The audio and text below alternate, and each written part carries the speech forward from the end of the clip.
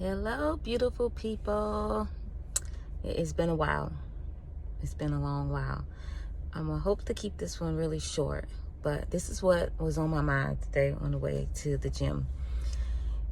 You know how we quote the scripture, we're in this world and we're not of the world, right? And so, we try to come up with exactly what does that mean, or how can we be in this world and not be affected by the things of it, you know. And so the scripture come to mind where Jesus and the disciples, I believe they were walking, and the other guy comes and says, does your teacher not pay his taxes? I'm paraphrasing this. You have to go back and read it yourself, but try to hear what I'm trying to say. Does your teacher not pay taxes? So, and this time, Jesus is in the world.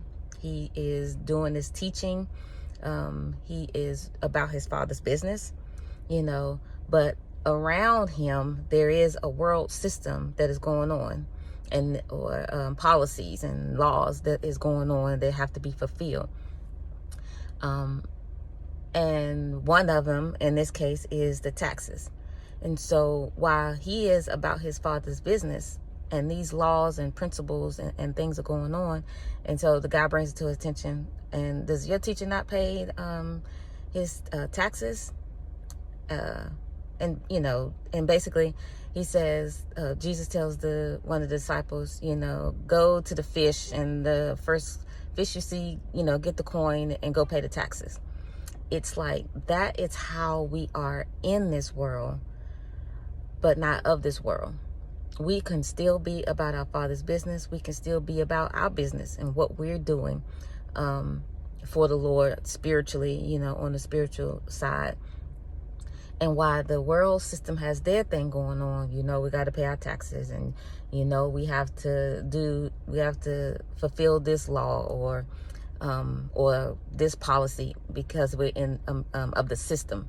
It doesn't deter us. That doesn't deter us. In this example, Jesus was not affected by this policy or this law. Oh, we got to pay the taxes. He continued on his merry way. In my mind, he's continuing on his merry way, saying, oh yeah, check that fish over there and get the coin out, and then go pay the taxes so we can get on. That is the mindset that we have to have. That what we need when we need it is available, and it's right there. Another mindset is that we must stay focused, because there's a whole lot of stuff going on. We can cut the TV on, the news on, we can cut the internet on, they have all the news on the homepage, YouTube, and their news. It's a plethora of information that can bombard us and weigh us down and cause us to lose focus. And our focus is bottom line, or is to be about our Father's business, and whatever that looks like to you. You have something that is on your heart to do, and you believe, and it's about your Father's business, then that's for you. And also we can't get caught up in what our neighbor is doing to fulfill their part of doing our Father's business. Because this is an individual journey that we're walking in, but staying focused. So that's what I got this morning on the way to the gym, about how we're in this world, but we're not of this world. And when we're not of this world, our solution, our answers are not going to be the same way the world is. It's another scripture that says that the carnal mind cannot understand spiritual things. That's another paraphrase. Look it up. Double check behind me. But our spiritual, our carnal mind, I like to look at that is when we look at the world through the world's eyes. Well, this, 2 + 2 is 4. To me, that's an example of like the carnal way of looking at it. But if you look at it at the spiritual way, 2 + 2 is 4, but how you get to the 4 may be different, if that makes sense. Like you may put the 2 over the 2 and do it like that to come at the floor with the 4, or you might draw four number 1 lines and then add it up like that. The answer is still 4, but it's how we look at it. Through what lens are we looking at it? Are we looking at it through the spiritual lens, or are we looking at it through the lens of the world?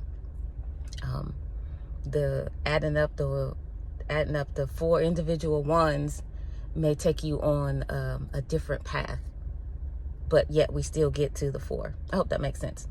But it's about how we look at it. Sometimes, you know, when we look at things carnally or through the world's eyes, you know, it can appear black and white and like point blank. That's it, you know, period. But when you look at it through the spiritual eyes, you know, there could be some zig and zagging, and there can be some bobbing and weaving, you know, because we go through this journey, or whatever we're going to learn through this journey, it's going to get us to the end result. But I hope that makes sense. But we're in this world and we're not of this world. So therefore we are not moved by the things of this world. We know that what we need is being provided for, and it may be unconventional. You know, who would have thought look to the fish and get the coin out so you could pay the taxes? You know, now let's think about this. So after that happened and these people see that, do you think that like other people start like running over to the sea or wherever these fish was, the ocean, the lake, and start opening up fish mouths so that they could get some coins? You know, just think about it. But back to it, you know, we're in this world and we're not of this world. Our answers may not always be conventional, but we'll get there. And what we learn in the process, and what we learn in the journey. What could the guy who went and got the fish to get the tax out, what did he learn from his perspective?